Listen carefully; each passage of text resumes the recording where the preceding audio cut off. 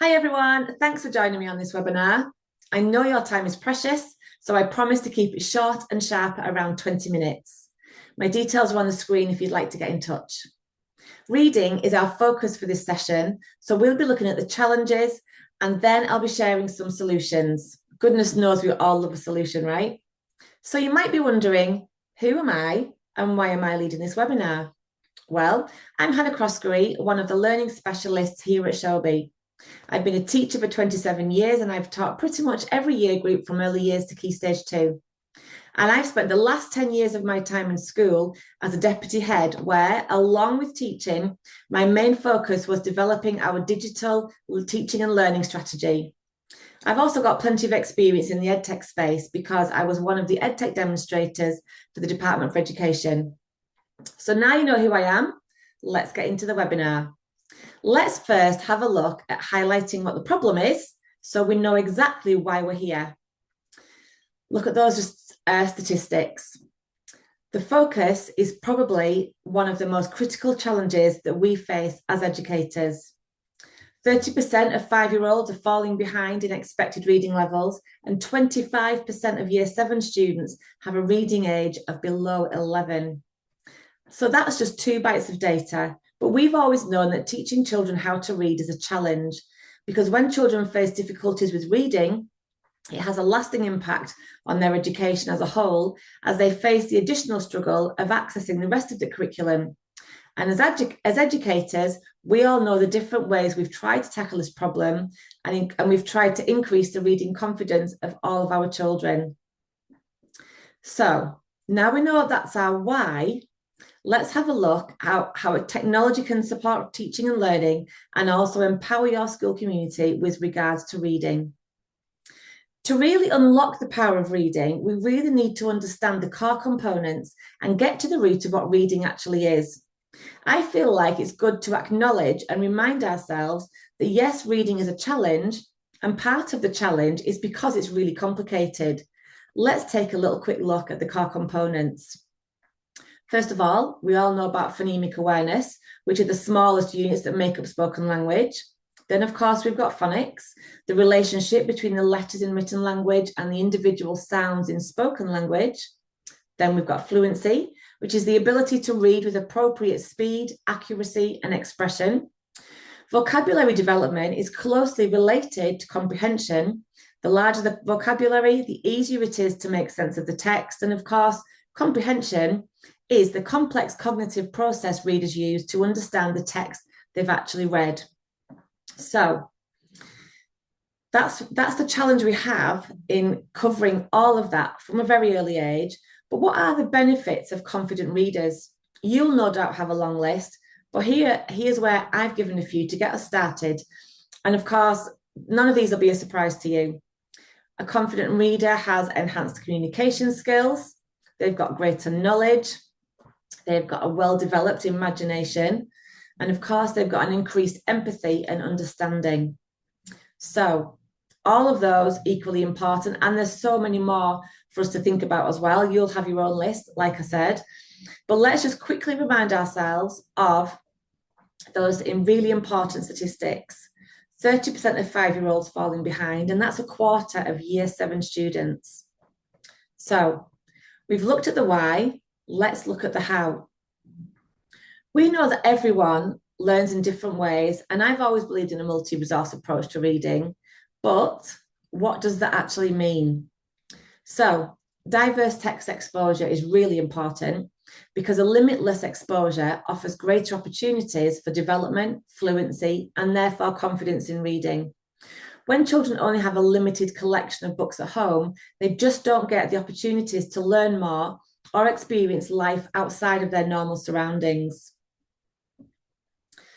What about the simple view of reading? You may have heard of this from Caroline Bilton, who's a literacy specialist and an assistant head teacher. She's explained in one of her blog posts on the EEF website her take on it, which actually provides a really helpful framework for understanding the complexity of teaching children to read. She breaks it down here into 2 complex but separable processes. So word reading, the ability to recognise, decode, and understand the meaning of individual written words, and of course, language comprehension, which is a multi-dimensional process used to access the underlying meaning of spoken and written language. This involves the integration of multiple sources of knowledge and skills, including knowledge of word meanings and syntax, and of course, making inferences. So, what about types of resources?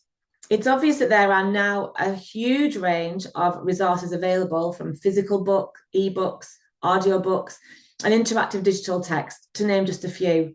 But what challenges do we have in order to share these resources? That's where things are getting tricky. Check this out from the National Literacy Trust. They said that children and young people who said they had only a book of their own at home were not only more engaged with reading, but also 6 times more likely to read above the level expected for their age. Children's reading has been a focus for the large majority of schools since the beginning of time, it feels like. But I also feel like we are finally in a place to be able to do things differently. It's no surprise that I'm going to say tech is what will help us. But how can it help us in a practical way? Let's really delve down into the how and why of technology, and then I will share some stories of real success from my school and from other schools. So, here's what came to mind when I was first thinking about this. We've got resource organisation. We're able to capture teaching, personalised learning. Obviously, a really important one is evidence of progress, easy assessment, and subject leadership. There is so much we can talk about, but let's think about just 3 of those things during this webinar. Let's first look at personalised learning, and then we're going to look at evidence of progress. Then we're going to look at easy assessment. Let's begin with personalised learning. How can tech help us to create and deliver a personalised learning experience for each child in our class in a way that we simply haven't been able to before? Technology enables teachers to personalise learning by offering ways to tailor their lessons and learning materials easily to individual learners. Technology also offers a more accessible approach to learning and can allow all children to learn at their own pace by having the resources available to them when they need them. Personalising learning is so much more than this, but even these 2 things are making a huge difference and can really help to personalise the learning to read experience. One of my favourite stories of being able to personalise learning is from a teacher who has recently started using a learning platform, and in her case, that's Showbie. She said that during lessons, she often feels guilty and torn between working with those who need further support and being able to challenge and stretch those who are ready for moving on. I think that's a feeling that we're all familiar with. With Showbie, she's been able to enjoy teaching, which I love, because she is able to focus on those who need additional support, as the next instruction or piece of guidance or task was ready in Showbie for those who needed that extra challenge. With differentiated distribution, we can give any resource to any child whenever we want, before or during the lesson. Being able to capture our teaching using voice notes, videos, or screen recordings also allows us to personalise learning experiences by sharing each of those things with only the children that need them. Truly personalising learning has never, ever been so easy. Now then, evidence of progress. Have you thought about how being able to evidence the reading progress of your children can help you make data-driven decisions that better support student progress?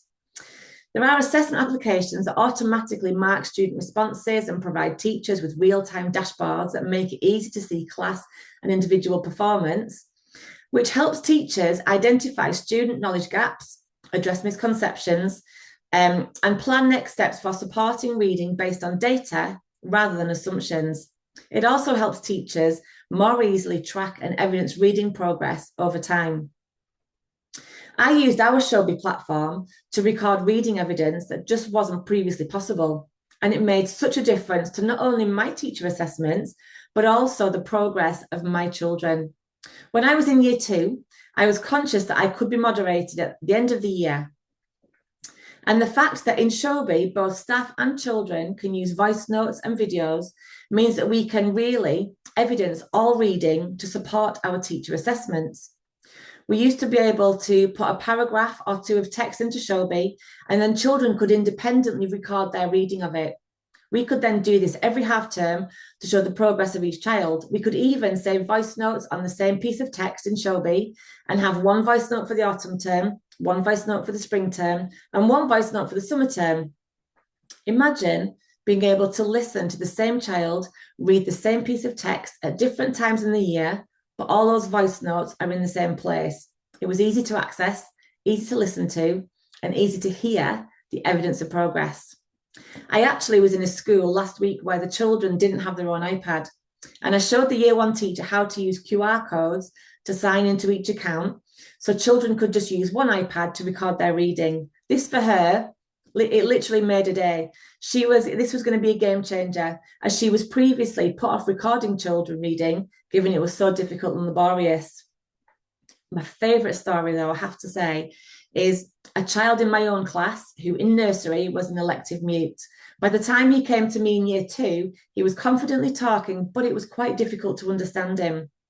We recorded a video of him reading a book, and when he watched it back, he couldn't believe how he sounded. He literally said, "That's not me." So we regularly recorded him reading so he could watch it back and hear his own progress. I think that's so powerful, and it gives me goosebumps every time I talk about it. And I have to say, we also saved his digital reading logs in the portfolio section of Showbie so his parents could easily find the evidence too. Now, I feel that as teachers, we really want to focus on teaching and learning, but the thing that can often frustrate us the most is having to spend so much time completing so many assessments.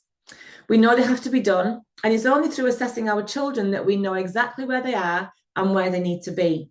But using technology makes assessment more efficient for us teachers and also for the students. Technology allows us to consolidate assessment materials in one place so they can easily be shared by teachers and accessed by children when needed. Assessment applications make it easy for teachers to immediately capture all student responses, which would just be impossible and cumbersome in traditional classrooms. And why is that important? Well, making assessments more efficient for teachers and students means that assessments can happen more frequently, helping teachers provide more timely feedback or interventions to support reading progress. Now, here's my story.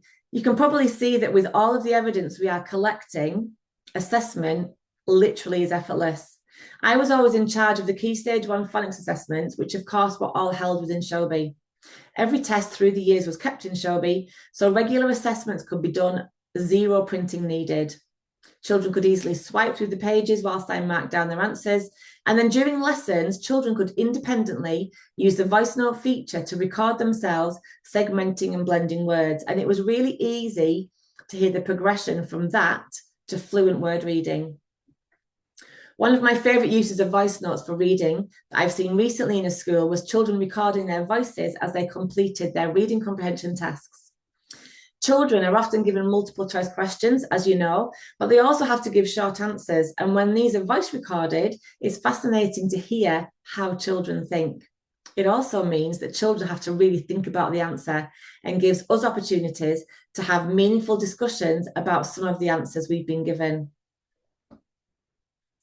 So, empowering the community. How do we do that, and what does that look like? I always say when parents feel involved, it's easier for them to feel invested. The Department for Education tells us that parental involvement significantly impacts academic achievement, and I think we'd all agree with that wholeheartedly. I'm sure we can all think of families in our own schools who have or haven't been involved in their child's education and the impact that their involvement or lack of involvement has had on their child. At first, we were reluctant to engage parents with our online platform, but goodness, how wrong that was. When we did get them involved, our parental engagement, involvement, and support increased beyond measure. We had parents telling us they loved learning how their children were learning. They told us their skills had increased. They told us that they loved being able to see their child's progress in real time instead of waiting for parents' evening.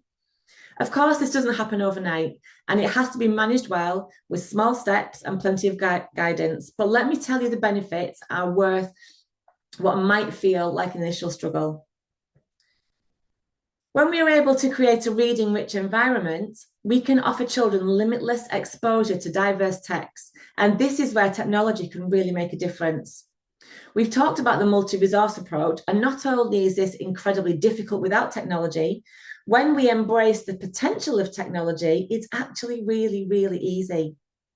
This webinar has been about reading, but a digital platform used to its full potential can offer the same solutions in all subjects right across the curriculum for all ages and therefore all children. Now, is that not an incredible opportunity? Leveraging technology can give us school leaders something we've always wanted, a community who works with us. So often we find members of our school community are either apathetic, anxious, or even antagonistic. But as we begin to leverage technology, we can offer continuous, consistent engagement that allows us to give anytime, anywhere access to resources to both children and parents, therefore allowing our whole school community to feel exactly how we would love them to feel: enriched, engaged, and empowered. So, what now? Hopefully, you'll be taking a few key takeaways from this webinar, and I promise we're almost done. So, we're all on a mission to improve literacy, but using a multi-resource approach addresses those challenges. Technology is a great enabler to facilitate the multi-resource approach, and technology can increase parental engagement and therefore empower the community to support learning. Next steps. So I'll be getting in touch with some resources. I'd love to hear your feedback. And if you really want to hear more from us about how Showbie and technology can really help with reading in your school, then please get in touch. Thank you so much for spending this time with me. I know your time is valuable, so I really appreciate you listening to me. Thank you.